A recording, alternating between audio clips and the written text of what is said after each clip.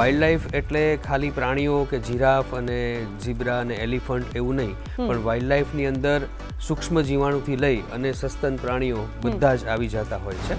આખી દુનિયામાં 8 પ્રકારના રીંછ છે. એમાં પોલર બેર પણ આવી ગયું અને આપણું જે પાંડા છે, જાયન્ટ પાંડા, એ પણ આવી ગયું. સૌથી પહેલા મારું PhD છે એ ગીરના સિંહો ઉપર કરેલું છે. લોકોની સાથે રહી લોક ભાગીદારીથી સંશોધન કરવાનું શરૂ કર્યું. 2006થી આપણા ગુજરાત રાજ્યના રીંછ છે એ રીંછ ઉપર મેં સંશોધન કર્યું. રીંછ વિશેની સાચી માહિતી લોકો સુધી પોતાના અલગ અલગ માધ્યમથી આપી. અમે લોકોએ રીંછ ઉપર એક નાનકડું ડોક્યુમેન્ટરી ફિલ્મ પણ બનાવ્યું છે અને એ ફિલ્મમાં આપણા અમિતાભ બચ્ચને એમનો મેસેજ આપેલો છે. બાળકો સાથે રહીએ છીએ, બાળકોને રીંછ વિશે સમજાવીએ છીએ, દીપડા વિશે સમજ આપીએ છીએ. આ બધી પુસ્તિકાઓમાં એને કામ કરાવીએ. નમસ્કાર દર્શક મિત્રો, હું છું જીનલ અને આપનું સ્વાગત છે આપના મનપસંદ કાર્યક્રમ ગુડ મોર્નિંગ ગુજરાતમાં. હવે દર્શક મિત્રો, હું એક શબ્દ બોલું, વન્યજીવ અથવા તો વાઇલ્ડ લાઈફ, તો તમારા મનમાં શું આવશે? હવે તમે વિચારશો વાઘ, સિંહ, હરણ, જીરાફ, ઝેબ્રા, ઘણા બધા, અથવા તો વાર્તાઓમાં આપણે જેના નામ ખૂબ સાંભળ્યા છે એવા શિયાળ કે વરુ, એવા વધારે 4-5 પ્રાણીઓ, બરોબર? પણ આપણે બધા જાણીએ છીએ કે હવે આ વન્યજીવ સૃષ્ટિ છે ને એ આપણે વિચારીએ છીએ ને એના કરતાં ઘણી વિશાળ છે અને એવા ઘણા બધા સજીવો આપણી આસપાસ છે કે જેના વિશે આપણે જાણતા પણ નથી. કદાચ આપણે જ્યારે અભ્યાસક્રમમાં ભણ્યું હતું, જ્યારે ધોરણ 1 થી 10માં પુસ્તકો આવતા હતા, એમાં 2-4 આપણને સજીવ વર્ગના પ્રાણીઓ એવું કહેવામાં આવતું, જેમાં સજીવ જે હોય એમાં સરીસૃપ હોય, સસ્તન હોય, નિશાચર હોય, એવા ઘણા બધા કેટેગરી હતી, રાઈટ? પણ કદાચ હવે હું તમને પૂછું ને તો તમને યાદ નહીં હોય, અથવા તો હું તમને 5 પ્રાણીઓના નામ આપું ને તો તમે એ કેટેગરીમાં એને ડિવાઈડ નહીં કરી શકો. પણ આજે આપણી સાથે જે વ્યક્તિ જોડાયા છે ને એ વ્યક્તિએ ના માત્ર ને માત્ર એમાંથી એક કેટેગરી ઉપર રિસર્ચ કર્યું છે, પણ એમણે ઘણા બધા એવા પ્રાણીઓ વિશે વાત કરી છે, ઘણા બધા પ્રાણીઓના હિતમાં એ કામ કરી રહ્યા છે અને માણસો અને પ્રાણીઓ વચ્ચે સાયુજ્ય જળવાય, સાયુજ્ય કેળવાય, માણસો વધારે સારી રીતે વન્યજીવ સૃષ્ટિને જાણે એના માટે પ્રયત્ન કરી રહ્યા છે અને ઘણા વર્ષોથી પ્રયત્નશીલ છે. PhD પણ એમણે પ્રાણીઓ પર જ કર્યું છે. તો આવો આપણે સ્વાગત કરીએ આપણા આજના અતિથિ ડૉક્ટર નિશિત ધારૈયાનું, કે જે જૂનાગઢની ભક્ત કવિ નરસિંહ મહેતા યુનિવર્સિટીમાં આવેલા centre of excellence for wildlife and conservation સ્ટડીઝના ડિરેક્ટર પણ છે. નિશિત સર, ખૂબ ખૂબ સ્વાગત છે તમારું અમારા આ કાર્યક્રમમાં. નમસ્તે બેન, good morning. Good morning Gujarat. જો હવે સર આપણે વાત કરીએ તો તમે એમ કીધું કે મેં તમારા ઇન્ટ્રોમાં એવું કીધું કે તમે ઘણા પ્રાણીઓ પર રિસર્ચ કર્યું છે અને મેં પહેલાં કેટેગરી વિશે વાત કરી, બરાબર? તો તમે એક કેટેગરી સસ્તન વર્ગના પ્રાણીઓ એના પર કામ કરેલું છે. તો સૌથી પહેલાં તો એ જે કેટેગરીઝ છે એના વિશે આપણા દર્શકોને સમજાવશો અને તમે કેમ આ જ કેટેગરીના પ્રાણીઓ પર કામ કરવાનું નક્કી કર્યું એના વિશે વાત કરશો. બેન, સૌથી પહેલાં તો જે તમે આ જે શબ્દ લીધો છે વાઇલ્ડ લાઈફ કે વન્યજીવ, અને એમાં તમે જે વાત કરી દર્શક મિત્રોને કે એમાં બધું જ આવી જાય છે, તો હું એની સાથે ખૂબ સહમત છું. વાઇલ્ડ લાઈફ એટલે ખાલી પ્રાણીઓ કે જીરાફ અને ઝીબ્રા અને એલિફન્ટ એવું નહીં, પણ વાઇલ્ડ લાઈફની અંદર સૂક્ષ્મ જીવાણુથી લઈ અને સસ્તન પ્રાણીઓ બધા જ આવી જતા હોય છે. તો એ વાઇલ્ડ લાઈફમાં એક કેટેગરી છે એ સસ્તન પ્રાણીની છે. અને સસ્તન પ્રાણીઓ એટલે એવા પ્રાણીઓ કે જેને 4 પગ છે, શરીર ઉપર વાળ છે, બચ્ચાને જન્મ આપે છે. તો આવા પ્રાણીઓ છે એ આપણા સૃષ્ટિમાં જે છે એને મેમલ્સ અથવા તો સસ્તન પ્રાણીઓ કહેવાય અને એ સસ્તન પ્રાણીઓ ઉપર વધારે અમે ફોકસ કરેલું છે. આવી જ રીતે પક્ષીઓ છે જેને વિહગ અથવા એવ્સ કહેવાય છે, તો એના ઉપર પણ કામ કરતા લોકો છે એને ઓર્નિથોલોજિસ્ટ કહેવાય. સસ્તન પ્રાણીઓ પર કામ કરતા હોય જે બાયોલોજિસ્ટ એને મેમોલોજિસ્ટ કહેવાય. આ રીતે રેપ્ટાઇલ્સ ઉપર કામ કરતા હોય તો એને હર્પેટોલોજિસ્ટ કહેવાય. જે સરીસૃપ વર્ગના અને દેડકા જેવા પ્રાણીઓ છે એને બંને જૂથને ભેગા કરીને હર્પેટોફોના કહીએ છીએ, તેને હર્પેટોલોજિસ્ટ કહેવાય. તો બધા પોતપોતાના ફિલ્ડમાં આવી રીતે રિસર્ચ કરતા હોય છે અને જ્યાં આગળ જે સંશોધનમાં સ્કોપ સારો હોય, જે સંશોધનની જરૂર હોય એવા ટોપિક ઉપર જે વૈજ્ઞાનિકો છે એ સંશોધન કરતા હોય છે. જી, તો તમે સસ્તન વર્ગના પ્રાણીઓ પર કામ કરેલું છે, એ કામ વિશે થોડું જણાવશો, શું કર્યું છે અને તમારા સંશોધનનો જે નિચોડ છે અથવા તો તમને શું મળ્યા છે, તારણો શું મળ્યા છે? તો સસ્તન પ્રાણીઓની વાત કરીએ તો મારું જ્યારે માસ્ટર્સ એટલે MSc મેં પ્રાણીશાસ્ત્રમાં કર્યું સૌરાષ્ટ્ર યુનિવર્સિટીમાંથી. MSc પૂરું કર્યા પછી મને PhD એટલે કે સંશોધન કરવાનો અવસર મળ્યો અને મારું જે PhDનું સંશોધન છે એ મેં મેમલ્સ ઉપર એટલે સૌથી પહેલાં મારું PhD છે એ ગીરના સિંહો ઉપર કરેલું છે. અને એ વખતે 2002માં મારું PhD પૂરું થયું એટલે 1996માં મેં PhD શરૂ કર્યું. એ સમયમાં સિંહની સંખ્યા અત્યારે છે એના કરતાં બહુ જ ઓછી હતી. ત્યારે 305 જેટલા સિંહો ગીરમાં હતા અને ત્યારે બહુ નવી વાત હતી કે સિંહ છે ગીરની બહાર નીકળવાનું શરૂ કર્યું હતું. એટલે કે દરિયાકાંઠા તરફ જતા હતા, જૂનાગઢના ગિરનાર તરફ સિંહ આવતા હતા. તો આ સિંહો છે ગીરની બહાર કેવી રીતે જાય છે, શું કામ જાય છે, અને જો ગીરની બહાર રહે તો ત્યાં એનું બિહેવિયર કેવું છે, એની વર્તણૂક કેવી છે, ગીરના સિંહોથી કેમ અલગ પડે છે અને ત્યાં એનો ખોરાક શું છે, આ બધા પ્રશ્નો ઉપર મારું સંશોધન હતું. એમાં મારું PhD સંશોધન હતું ને પછી મેં PhD મારું પૂરું કર્યું. અને PhD પૂરું કર્યા પછી મારા રસને, મારા વાઇલ્ડ લાઈફ ઉપરના ઇન્ટરેસ્ટને જાળવી રાખવા માટે અને મને ઓપોર્ચ્યુનિટીઝ મળતી ગઈ અને સરકાર તરફથી પણ પ્રોત્સાહન મળતું ગયું, મારી યુનિવર્સિટી તરફથી પણ મને કામ મળતું ગયું અને જે રાષ્ટ્રીય અને આંતરરાષ્ટ્રીય સંસ્થાઓ છે એના તરફથી સહયોગ મળતો રહ્યો અને અમે અમારા કામને આગળ વધાર્યું. એટલે પછી સિંહ પછી મેં દીપડા ઉપર થોડું રિસર્ચ કરેલું છે, સંશોધન કરેલું છે ગીરમાં અને ઉત્તર ગુજરાતમાં. પછી ઉત્તર ગુજરાતના જે નાના સસ્તન પ્રાણીઓ છે, ઘણીવાર કેવું થાય છે જીનલબેન કે લોકો કેરિઝમેટિક એનિમલ જે હોય, મોટા પ્રાણીઓ હોય જેની બહુ વાતો થતી હોય, સિંહ છે, દીપડા છે, વાઘ છે, હાથી છે, એના ઉપર સંશોધન વધારે કરતા હોય, એના ફોટા પણ વધારે પાડતા હોય કારણ કે એ કેરિઝમેટિક છે, એ બધાની આંખે આવે એવા છે, બધાને નજરે ચડે એવા છે. પણ એની પાછળ ઘણા બધા એવા પ્રાણીઓ છે કે જે શાય છે, જંગલમાં સિક્રેટિવ છે, જંગલમાં આપણને બહુ ઓછા જોવા મળે છે, સરળતાથી જોવા પણ નથી મળતા, સરળતાથી એના ઉપર સંશોધન પણ નથી થઈ શકતું અને એનો એવો રોલ ઇકોસિસ્ટમમાં તો દરેક પ્રાણીનો રોલ છે.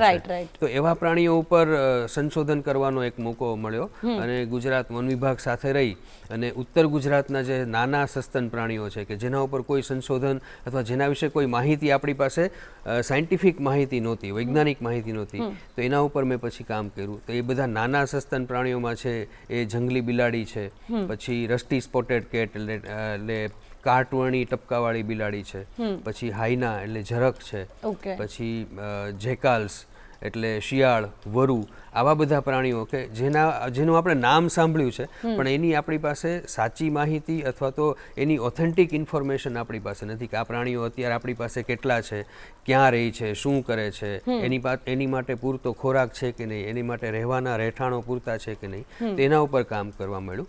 અને પછી એ કામ પૂરું કરી અને પછી એવું થયું કે ભાઈ સંશોધન છે એ જો ખાલી પેપર ઉપર રહેશે, ઇંગ્લિશમાં એના રિસર્ચ પેપર લખાશે અને થીસીસ લખાશે તો સંશોધન છે એ લોકો સુધી નહીં પહોંચે. અને લોકો સુધી પહોંચાડવા માટે પછી અમે લોકોની સાથે રહી લોક ભાગીદારીથી સંશોધન કરવાનું શરૂ કર્યું અને પછી ધીમે ધીમે 2006થી આપણા ગુજરાત રાજ્યના રીંછ છે એ રીંછ ઉપર મેં સંશોધન કર્યું. એટલે મેં સસ્તન પ્રાણીઓની આટલી પ્રજાતિ ઉપર મને ઓપોર્ચ્યુનિટી મળી છે કે મને સંશોધન કરવાની તક મળી છે. ઓકે, હવે મારે તમને એ પૂછવું છે કે તમે શિયાળની વાત કરી, વરુની વાત કરી, સિંહ પર તમે રિસર્ચ કર્યું છે, તો હવે બાળપણથી આપણે જે વાર્તાઓ સાંભળતા આવ્યા છે અથવા તો જે વસ્તુઓ સાંભળી છે, જેમ તમે કીધું કે આપણે ખાલી સાંભળ્યું છે, આપણને એમના વિશે ખબર નથી, તો જેમ કે શિયાળની વાત આવે તો દરેક વાર્તામાં આપણે લુચ્ચું શિયાળ, બરોબર, એ જ સાંભળ્યું છે. જેમ કે સિંહની વાત આવે તો બહાદુરી ને એની જ વાતો થતી હોય. દરેક જે પ્રાણી છે એને આપણે એક કેટલીક કહીએ ને કે આ એની ઓળખાણ છે એવું બનાવી દીધું છે. તો એવું કોઈ ફેક્ટ કે એવું કંઈ તમને શિયાળ વિશે કે સિંહ વિશે કે વરુ વિશે એવી કંઈ ખબર પડી કે જ્યારે તમને એવું થયું કે ઓ આ તો જે આપણે વિચાર્યું છે અથવા તો જે આપણે સાંભળતા આવ્યા છીએ એનાથી તો આ તદ્દન અલગ જ છે, કે જેમ કે શિયાળ કે આપણે એવું કહીએ કે લુચ્ચું શિયાળ છે, પણ એવી કોઈ કેરેક્ટરિસ્ટિક છે એની કે ના ના ના એવું તો છે જ નહીં, એવું તમને બીજા કોઈ પ્રાણીમાં બી જોવા મળ્યું હોય તો? એટલે એ જ મેં વાત કરી કે આપણે સિંહને બહાદુર અથવા તો રાજા કહેતા હોઈએ છીએ, વાઘને પણ મોટો હોય છે, એટલે આવા કેરિઝમેટિક એનિમલ છે, એટલે એના કેરેક્ટરિસ્ટિક પણ આપણે એવી રીતે વાર્તાઓમાં અને દંતકથાઓમાં લખાઈ ગયા છે. પણ ખરેખર ઇકોસિસ્ટમ એટલે કે આપણું જે નિવસન તંત્ર છે એમાં એવું નથી. નિવસન તંત્રમાં દરેક પ્રાણીનો પોતાનો રોલ છે. દાખલા તરીકે ઝરખ છે તો ઝરખને કુદરતના સફાઈ કામદાર કહેવાય છે. જો ઝરખ ના હોત તો જે જંગલની અંદર જે ડેડ બોડીઝ પડ્યા રહેતા હોય એનિમલના, એ કોઈ દિવસ સાફ ના થાત.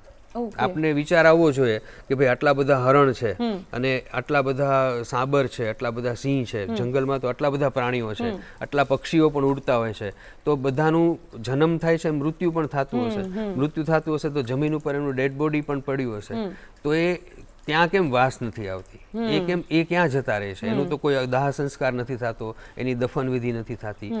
તો આ સફાઈ કરવાનું કામ કોણ કરે છે? તો એ આવા ઝરખ જેવા પ્રાણીઓ છે, આપણા ગીધ છે, એને કુદરતના સફાઈ કામદાર એટલે સ્કેવેન્જર્સ કહેવાય છે. તો આ પ્રાણીઓને કારણે એ ટકી રહ્યું છે આપણું આખું નિવસન તંત્ર.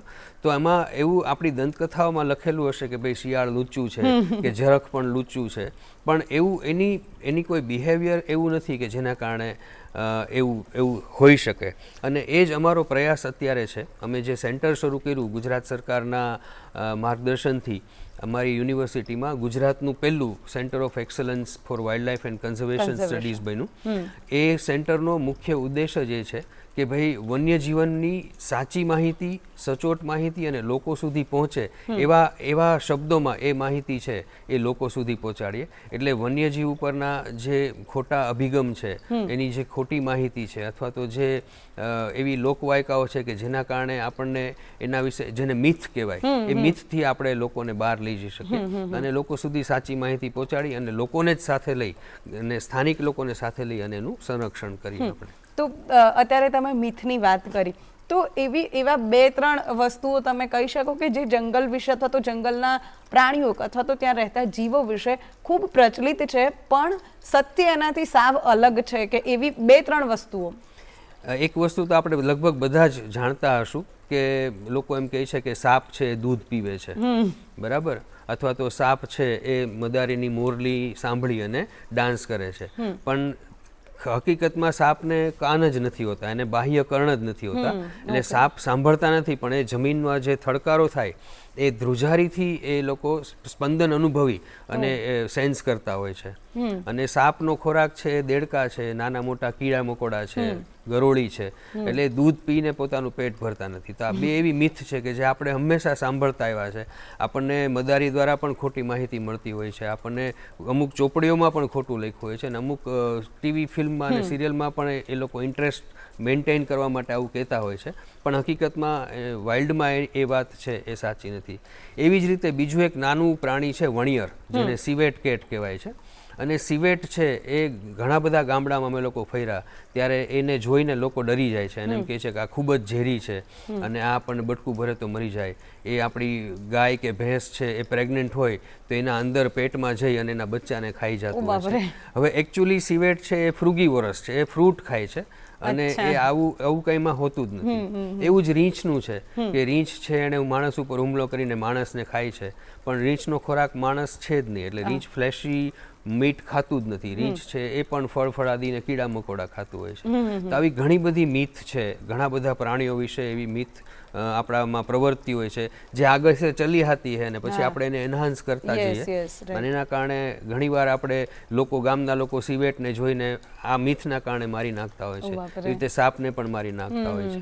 તો આ મિથ બધી દૂર થાય, લોકો સુધી સાચી અને વૈજ્ઞાનિક માહિતી મળી રહે અને એમને સમજાય એવી ભાષામાં મળી રહે, એ અમારો પ્રયાસ આ સેન્ટર દ્વારા છે. ઓકે, હવે આ તો તમે સેન્ટરની વાત કરી, પણ બીજું મારે એક પૂછવું છે કે તમારો એક પ્રોજેક્ટ છે આત્મવત સર્વભૂતેષુ. તો આ પ્રોજેક્ટ વિશે વાત કરો અને આનો મતલબ શું થાય પહેલા તો એ દર્શકોને કહેશો. ચોક્કસ. આત્મવત સર્વભૂતેષુ એ ગીતાનો શ્લોક છે, ભગવદ્ ગીતામાં ભગવાન કૃષ્ણએ કીધેલું છે. અને આત્મવત સર્વભૂતેષુનો મતલબ એવો થાય છે કે સૃષ્ટિમાં જે પણ જીવ છે એ બધા સરખા છે. એટલે હું પણ એમાંનો એક છું અને તમે પણ એમાંના એક છો અને સિંહ પણ એમાંનો એક છે. તો આત્મવત સર્વભૂતેષુ એ અમારો એક મલ્ટી ડાયમેન્શનલ પ્રોજેક્ટ છે અને એનું જે મોડેલ છે એ મોડેલ અમે ક્રોસ સેક્ટર કોલાબરેશનથી બનાવેલું છે. એટલે લોકોની સાથે રહી, લોકોના સમાજના દરેક સેક્ટરમાંથી માણસોને લઈ અને રીંછનું સંવર્ધન અને સંરક્ષણ કરવાનો આ પ્રોજેક્ટ છે. એટલે આત્મવત સર્વભૂતેષુ પ્રોજેક્ટની અમારી વેબસાઇટ પણ છે. આપ ગૂગલ ઉપર આત્મવત સર્વભૂતેષુ લખશો અથવા તો સ્લોથ બેર લખશો તો આપને પ્રોજેક્ટની વેબસાઇટ પણ જોવા મળશે. આ પ્રોજેક્ટની અંદર અમે સંરક્ષણ અને સંવર્ધન બંને કામ કરીએ છીએ અને એવું કન્ઝર્વેશન કરવું છે જેને અમે સાયન્સ બેઝડ કન્ઝર્વેશન એવું નામ આપ્યું છે. એટલે કન્ઝર્વેશનમાં જો સાયન્સ ભળે એટલે કન્ઝર્વેશન આપણું છે એ સાયન્ટિફિક રીતે થાય, વૈજ્ઞાનિક ઢબે થાય તો એ કન્ઝર્વેશન લોંગ લાસ્ટિંગ રહેશે, એ લાંબા સમય સુધી ટકી શકશે. આપણા જે પ્રયાસ છે એ આપણી ભાવિ પેઢીને પણ એ પ્રયાસનો લાભ મળશે. એટલે અમે સાયન્સ બેઝ કન્ઝર્વેશન શરૂ કર્યું. એમાં અમે રીંછ વિશેની ખોટી માન્યતાઓ છે, પછી રીંછના હુમલા ન થાય એ માટે લોકોમાં જાગૃતિ ફેલાવવાનું, રીંછ માટે રીંછ વિશેની સાચી માહિતી લોકો સુધી પોતાના અલગ અલગ માધ્યમથી આપી. અમે લોકોએ રીંછ ઉપર એક નાનકડું ડોક્યુમેન્ટરી ફિલ્મ પણ બનાવ્યું છે અને એ ફિલ્મમાં આપણા અમિતાભ બચ્ચને એમનો મેસેજ આપેલો છે, વિડીયો મેસેજ. તો એ ફિલ્મ પણ અમે યુટ્યુબ ઉપર છે અને એ પણ ફ્રી અવેલેબલ છે. પછી અમે નાની નાની પુસ્તિકા બનાવી છે નાના બાળકો માટે અને ટુરિસ્ટ માટે અને મોટા લોકો માટે કે જેમાં રીંછ વિશેની સાચી માહિતી હોય. એવી રીતે રીંછ ઉપર જે વન વિભાગના આપણા વનકર્મીઓ છે એ રીંછનું મોનિટરિંગ કરતા હોય તો એ મોનિટરિંગ કેવી રીતે કરવું, એમાં શેનું ધ્યાન રાખવું, તો એવી પણ એક પુસ્તિકા છે. અને આ બધી પુસ્તિકાઓ છે અમે ફ્રી ઓફ કોસ્ટ રીંછના વિસ્તારમાં ડિસ્ટ્રીબ્યુટ કરીએ છીએ.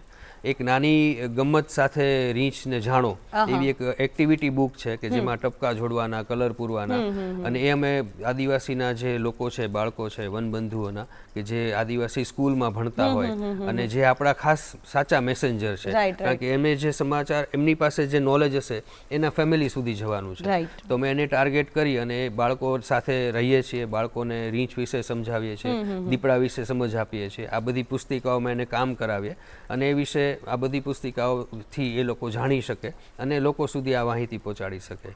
પછી અમે પોસ્ટર્સ બનાવ્યા છે, પછી એનિમેશન ફિલ્મ બનાવ્યું છે અને આવી વસ્તુઓ છે. મતલબ આ બધા માધ્યમથી અમે લોકો સુધી સાચી માહિતી પહોંચાડવાનો પ્રયત્ન કરી રહ્યા છીએ. હવે કન્ઝર્વેશન શબ્દ કદાચ આપણે બધાએ સાંભળ્યો હશે, પણ તમે હમણાં એવું કીધું કે સાયન્સ બેઝડ કન્ઝર્વેશન, તો તમે એવી કોઈ ટેકનિક યુઝ કરો છો કે શું કરો છો કે જેને તમે એવું કહો છો કે આ સાયન્સ બેઝડ કન્ઝર્વેશન છે? ખૂબ જ સરસ પ્રશ્ન છે. સાયન્સ બેઝડ કન્ઝર્વેશનમાં પહેલી વાત તો એ આવે છે કે અમે જે માહિતી આપીએ છીએ એની પાછળ વૈજ્ઞાનિક ઓથેન્ટિસિટી છે.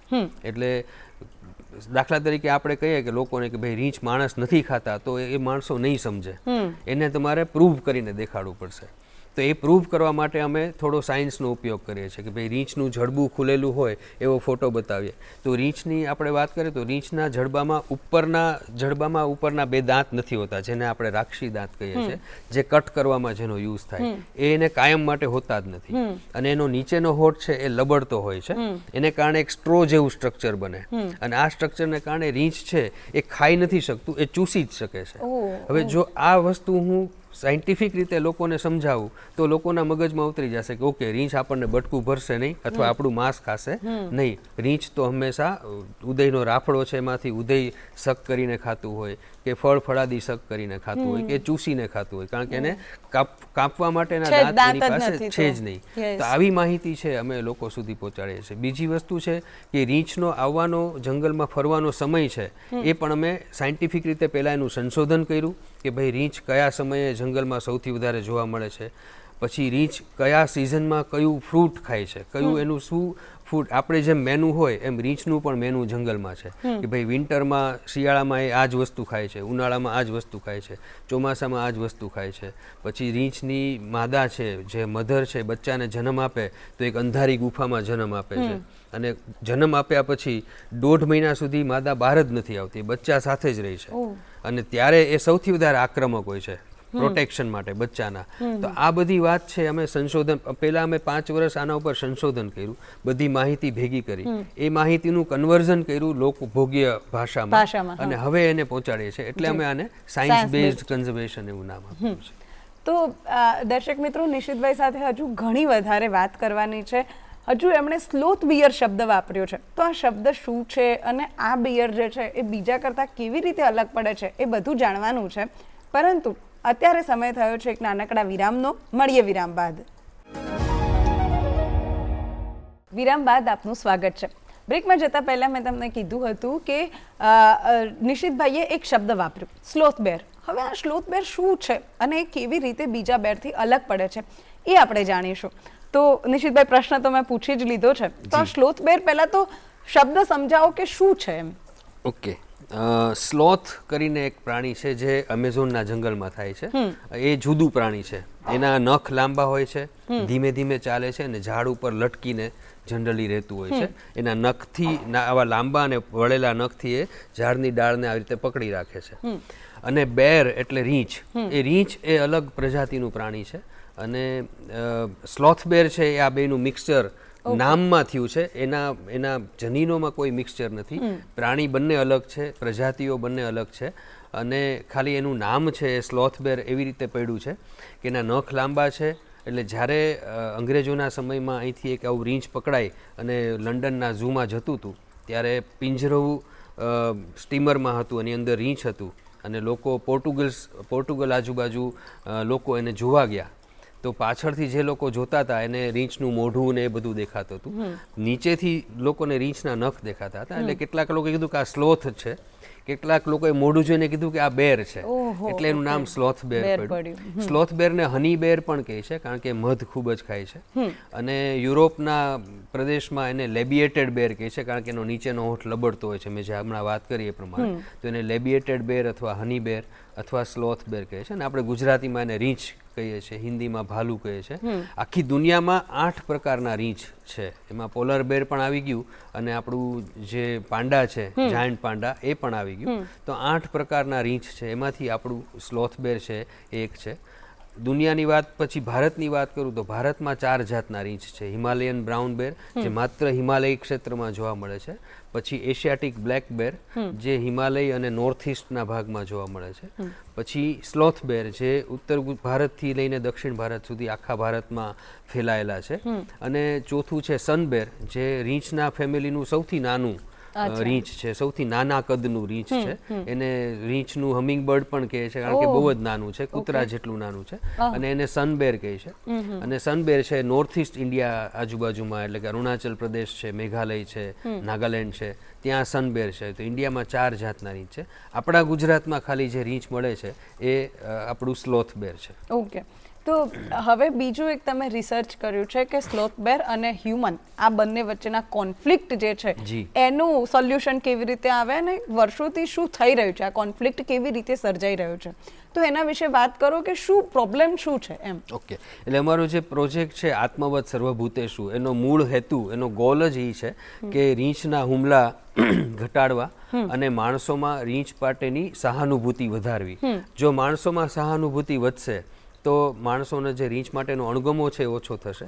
કારણ કે હું રીંછને તો સમજાવવા નથી જઈ શકવાનો કે ભાઈ માણસો ઉપર હુમલા ન કરવા જોઈએ, પણ આપણે માણસોને તો સમજાવી શકશું કે ભાઈ આ જગ્યાએ ના જાઓ, ત્યાં રીંછે બચ્ચાને જન્મ આપ્યો છે, આ સમયે જંગલમાં ના જાઓ નહીતર તમારા ઉપર રીંછ હુમલો કરશે, આવી વસ્તુ જંગલમાંથી કલેક્ટ ના કરો.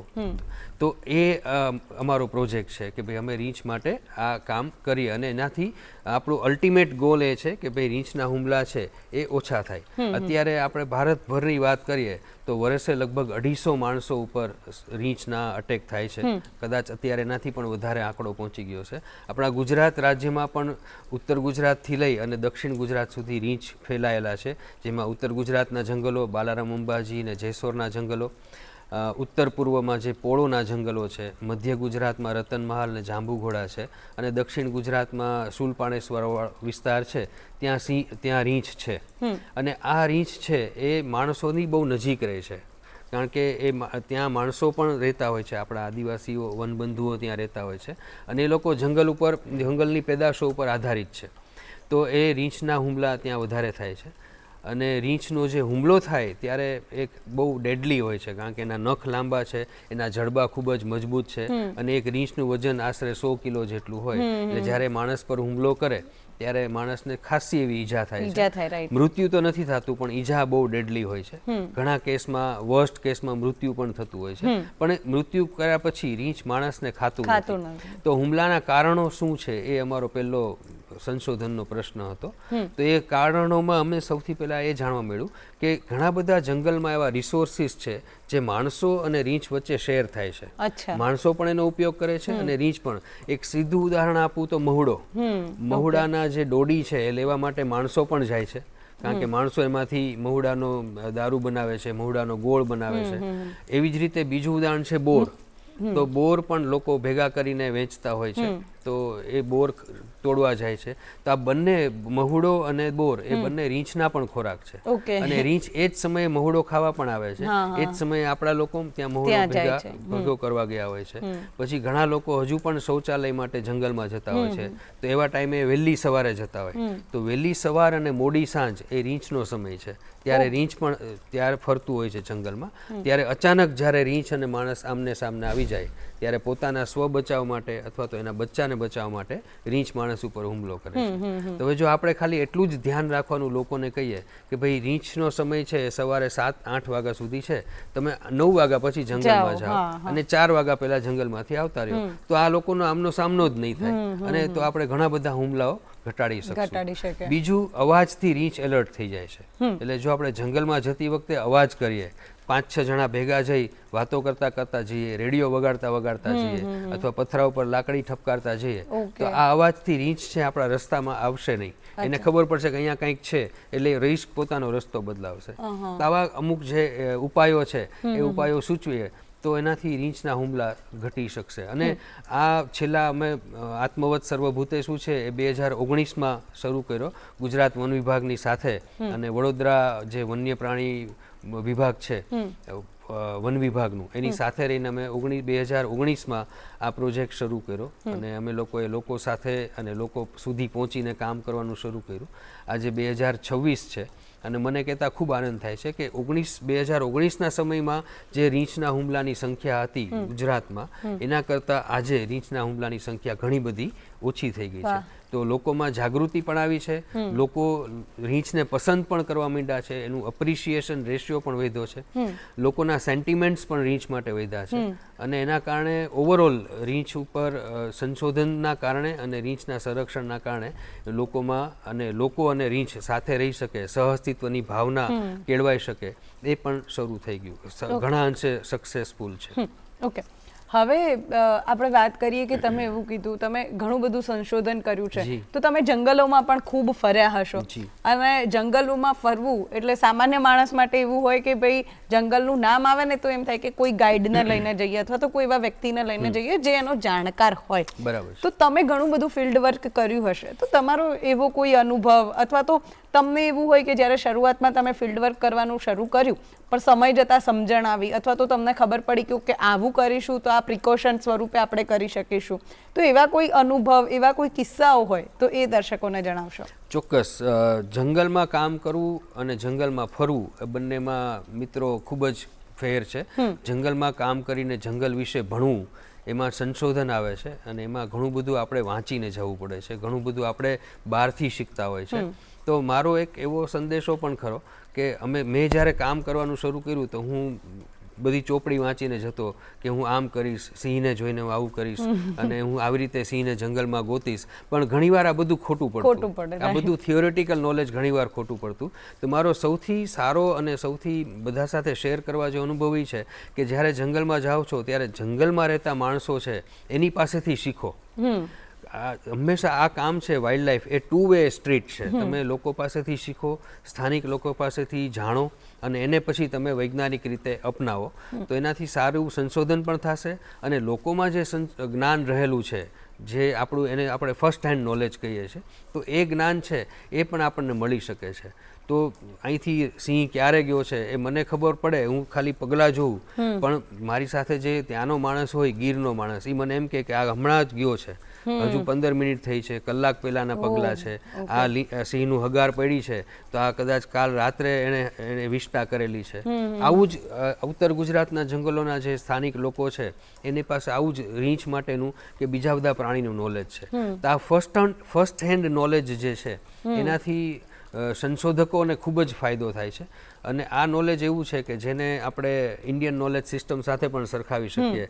અત્યારે જે ભારતીય જ્ઞાન પરંપરા છે, તો આ ભારતીય જ્ઞાન પરંપરાનો સંગ્રહ પણ થવો જોઈએ, આનું ડોક્યુમેન્ટેશન પણ થવું જોઈએ, જેથી આવતી પેઢીને આ વસ્તુ કામ લાગશે. નહીંતર આ લોકો જતા રહેશે, એની સાથે સાથે આ જ્ઞાન પણ જતું રહેવાનું છે. તો એક મારો આ અનુભવ છે.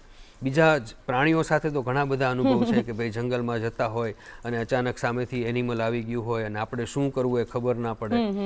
અમે લોકો ઘણીવાર જંગલમાં ઉનાળા દરમિયાન ખૂબ જ ગરમી હોય એટલે સ્લીપિંગ બેગ બહાર રાખીને બહાર સૂતા હોય અને સામેથી રીંછ આવતી હોય, માદા રીંછ, અને અચાનક આપણી ઊંઘ ઉડી જાય. એના ઉપર ટોર્ચ જ્યારે બત્તી કરીએ, ટોર્ચ કરીએ, ત્યારે આપણને જોઈને બે પગે ઊભું થઈ જાય, પછી દોડીને ભાગી જાય, આપણે અવાજ કરવો પડે. તો આવા પણ અનુભવો થયા છે જ્યારે હું મારી ટીમ સાથે જેસોરના જંગલોમાં હતો.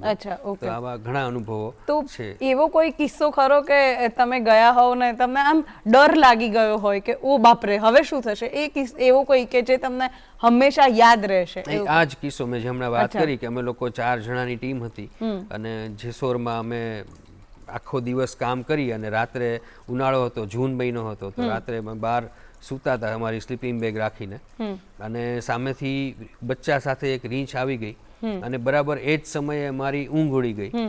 અને મારી ઊંઘ ઉડી એટલે મેં પાણી પીવા માટે મેં ઊંચું જોયું ને સામે મને એમ કંઈક કાળું કાળું આમ હલતું એવું લાગ્યું.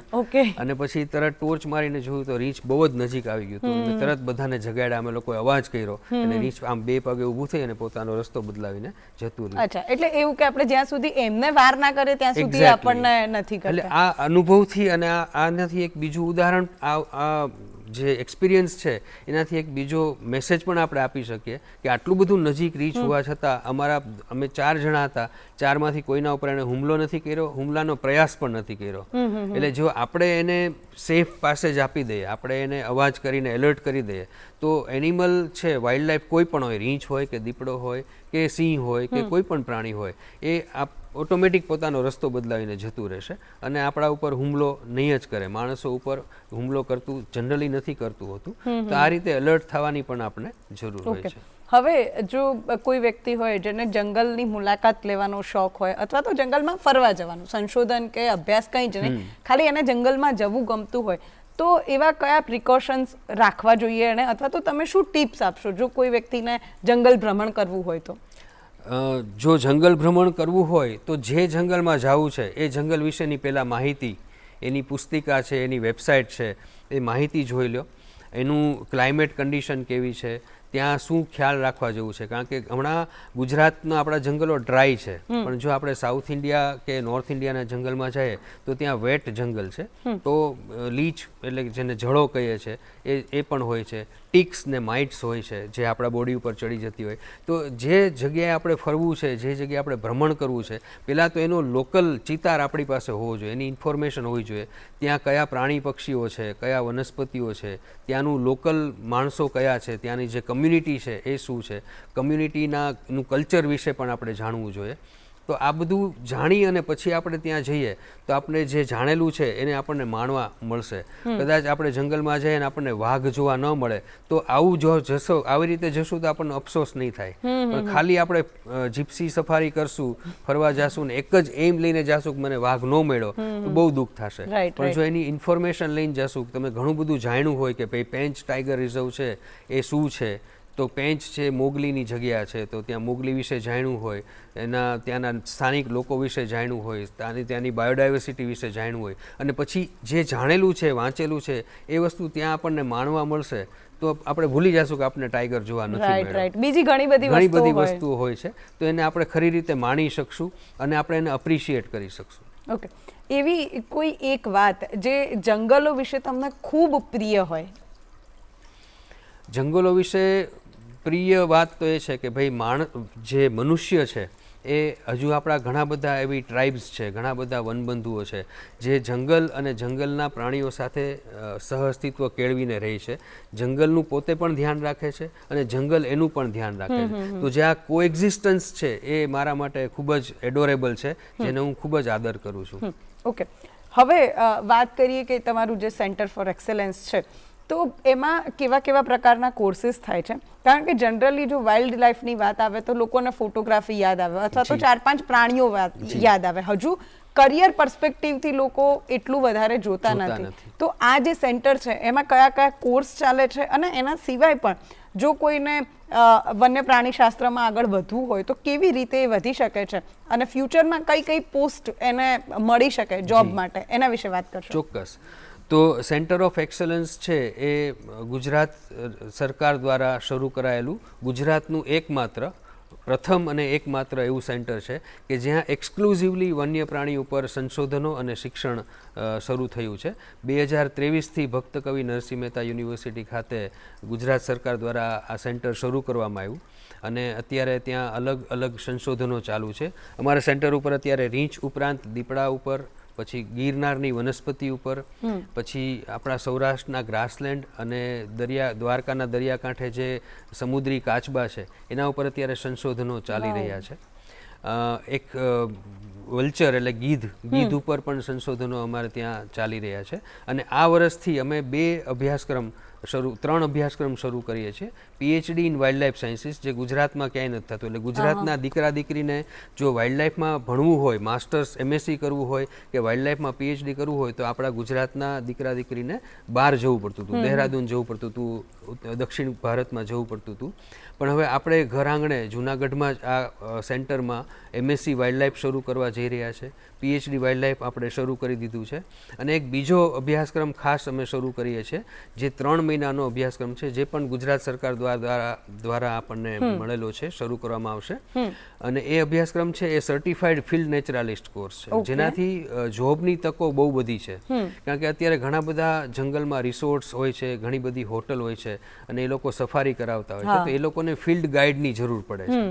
તો આ ગાઈડ માટેના કોઈ સર્ટિફાઈડ એવા કોર્સિસ છે જ નહીં. તો અમે લોકો ખાલી 3 મહિના માટે સર્ટિફાઈડ ફિલ્ડ નેચરાલિસ્ટનો અભ્યાસક્રમ શરૂ કરવા જઈ રહ્યા છે. અને એની એલિજિબિલિટી છે 12 પાસ. સાયન્સ, આર્ટ્સ, કોમર્સ કોઈ પણ વિદ્યાર્થી હોય, 12મું ધોરણ પાસ હોય, થોડું ઘણું ગુજરાતી ઇંગ્લિશ આવડતું હોય, તો એને અમે ટ્રેનિંગ એવી આપવાના છીએ કે ખાલી વાઇલ્ડ લાઈફ વિશે નહીં, પણ એને હાઉસકીપિંગ પણ આવડે, કમ્યુનિકેશન પણ આવડે, ડ્રાઇવિંગ પણ આવડે, ફોટોગ્રાફી પણ આવડે. એટલે કોઈ એવા ગેસ્ટ આવ્યા હોય, કોઈ હોટલમાં એને જોબ મળે નેચરાલિસ્ટ તરીકે, કોઈ ગેસ્ટ આવે તો એને ગેસ્ટને બધું જ એ કરાવી શકે, એવા સક્ષમ યુથને આપણે એડ્રેસ કરી શકીએ એવો અભ્યાસક્રમ અમે લગભગ આ સત્રથી શરૂ કરવા જઈ રહ્યા છે. તો આવા ઘણા બધા અભ્યાસક્રમો છે. પછી બહારના વિદ્યાર્થીને માસ્ટર્સમાં ઇન્ટર્નશીપ પણ કરાવીએ છીએ અને ડેઝર્ટેશન પણ કરાવીએ છીએ. તો આ બધી એક્ટિવિટીઝ છે એ આ સેન્ટરમાં અમારું વિઝન છે કે ભાઈ થોડા વર્ષમાં આ સેન્ટર છે એક ઇન્સ્ટિટ્યૂટ તરીકે બની જાય અને ગુજરાતના વિદ્યાર્થીઓને અને ગુજરાતના લોકોને સૌથી વધારે આનો લાભ મળે અને ગુજરાતના વન્ય પ્રાણીનું સંરક્ષણ થાય, એ અમારો એઇમ છે. Yes, okay. હવે એક નાનકડો રેપિડ ફાયર રાઉન્ડ છે જે તમારા શોખને લગતો છે. હું 2 ઓપ્શન આપીશ, એમાંથી તમારે જવાબ આપવાનો છે, બરોબર? Early morning or night survey? Night સર્વે. કેમ? મોટાભાગના પ્રાણીઓ છે રાત્રે જોવા મળતા હોય છે, નિશાચર હોય છે, અને રાત્રે આખું જંગલનો અવાજ આખો જુદો થઈ જાય છે. તો જનરલી આ તો મને ક્યુરિયોસિટી થાય છે, જનરલી એવું હોય ને કે આપણે એવું સાંભળ્યું કે રાત્રે જંગલ વધારે ભયાનક હોય, તો એવું હોય છે ખરું? નથી હોતું, એવું ખરેખર નથી હોતું. શાંતિને કારણે આપણને જ્યાં શાંતિ દેખાય ત્યાં ભયાનકતા દેખાતી હોય છે, પણ એવું નથી હોતું. ઓકે. જંગલ ઓર લેબ? જંગલ. Okay. Camera trap or direct observation? Camera trap. Favourite animal sloth bear સિવાય? એના સિવાય? Okay. Leopard. Okay. conservation or research? Both. Oh. Bear or big cats? Bears. Okay. હવે બીજું મારે પૂછવું છે કે અત્યારે કેવું હોય કે તમે પ્રયત્ન કરો છો, ઘણા લોકો પ્રયત્ન કરતા હશે કે વન્યજીવો અને માણસો વચ્ચે સાયુજ્ય કેળવાય, તેમ છતાં અત્યારે ઘણા બનાવો એવા બનતા હોય કે ભાઈ વન્યજીવો છે શહેરમાં આવી જાય અને પછી સંઘર્ષ થતો હોય છે. તો એક સામાન્ય માણસને અથવા તો આપણી જે ઓડિયન્સ છે, જે લોકો અત્યારે જોઈ રહ્યા છે, એમને તમે શું સલાહ આપશો કે જેનાથી માણસો અને વન્યજીવો વચ્ચે સાયુજ્ય કેળવાઈ રહે? એક તો વન્યજીવ વિશેની સાચી માહિતી મેળવવી, જો ના હોય તો ક્યાંથી મળે છે એ જાણી અને સાચી માહિતી મેળવવી જોઈએ. વન્યજીવ વિશે જાણવું જોઈએ અને વન્યજીવ જો આપણી આસપાસના વિસ્તારમાં આવે તો વન વિભાગનો સંપર્ક કરી અને આપણે એનાથી કેવી રીતે દૂર રહી શકીએ અને વન્યજીવને આપણાથી કેવી રીતે દૂર રાખી શકીએ એ વિશે આપણે સમજ કેળવવી જોઈએ. જો આપણે એના વિશે સાચું જાણતા હશું તો આપણને એના માટે અણગમો નહીં જ થાય, એ મને ખાતરી છે. તો એના માટે વન્યજીવ વિશે સાચી માહિતી મળવી અને સાચી માહિતી પ્રાપ્ત કરવી એ ખૂબ જ જરૂરી છે. ઓકે, અને એક એવું કારણ અથવા તો એક એવો પોઈન્ટ જે આ કોન્ફ્લિક્ટનો અથવા તો આ સંઘર્ષનું મુખ્ય કારણ તમે માનો છો માણસો તરફથી, એ કયું હોઈ શકે?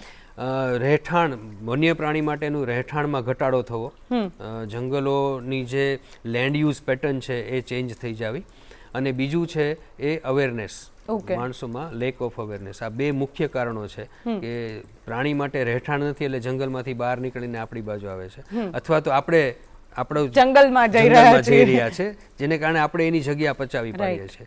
તો આ મુખ્ય કારણ છે કે જેના કારણે વન્યજીવ અને માણસો વચ્ચે સંઘર્ષ થાય છે. જી, તો દર્શક મિત્રો, આઈ એમ શ્યોર તમને ખૂબ મજા આવી હશે અને આજે તમે ઘણું બધું એવું જાણ્યું હશે કે જે અત્યાર સુધી તમે માનતા આવ્યા હશો કે ભાઈ આ તો આવું જ હોય, પણ એવું નથી.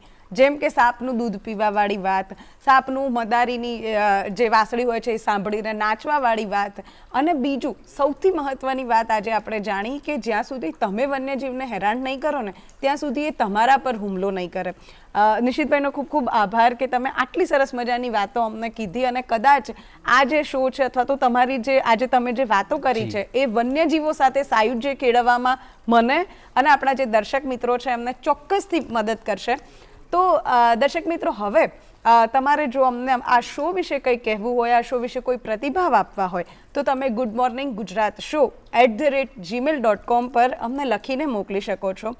અને આ જે શો છે એ ડીડી ન્યૂઝ ગુજરાતીની યુટ્યુબ ચેનલ પર પણ પ્રસારિત થાય છે, તો તમે ત્યાં પણ એની લિંક દ્વારા એને જોઈ શકો છો. અને હવે આટલો સરસ મજાનો શો હતો તો જતાં જતાં એક સુંદર મજાનું પ્રભાતિયું વૈષ્ણવજન તો તેને રે કહીએ એ સાંભળીશું અને આવતીકાલે ફરીથી નવા અતિથિ સાથે મળીશું. ત્યાં સુધી રજા આપશો. નમસ્કાર. વૈષ્ણવજન તો તેને રે કહીએ જે પીડ પરાઈ જાણે રે. વૈષ્ણવજન તો તેને રે કહીએ જે પીડ પરાઈ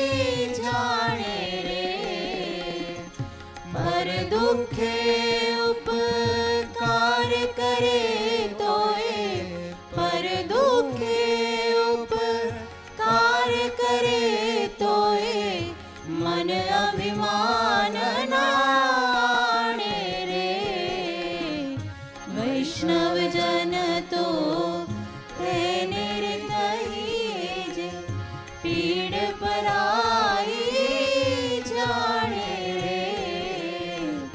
વૈષ્ણવજન તો તેને રે કહીએ.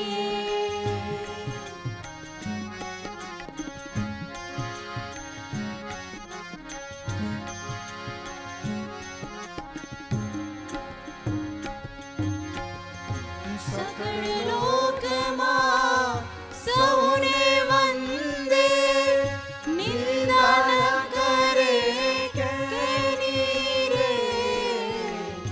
વાચ કાચ મન નિશ્ચળ રાખે, વાચ કાચ મન નિશ્ચળ રાખે. ધન ધન જનની તેની રે. વૈષ્ણવજન તો તેને કહીએ જે પીડ પરાઈ જાણે રે. વૈષ્ણવજન તો તેને કહીએ.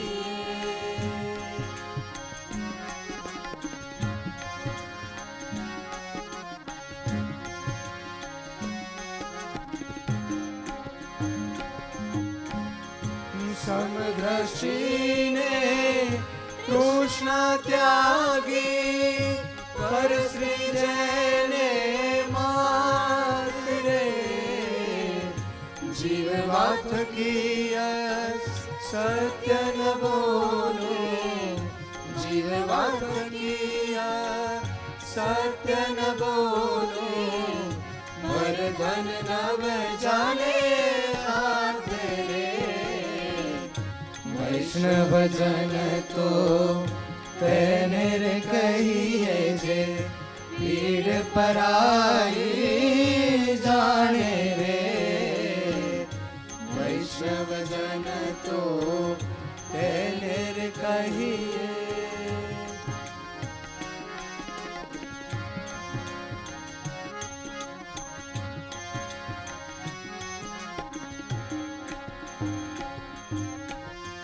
મોહ માયા તે નહીં જેને દ્રઢ વૈરાગ્ય જેના મન મારે રામ નામ શું કાળી રે વાગી રામ નામ શું કાળી રે વાગી સકળ તીરથ ચેના તન મારે વૈષ્ણવજન તો તેને રે કહીએ જે પીડ પરાઈ જાણે રે વૈષ્ણવજન તો તેને રે કહીએ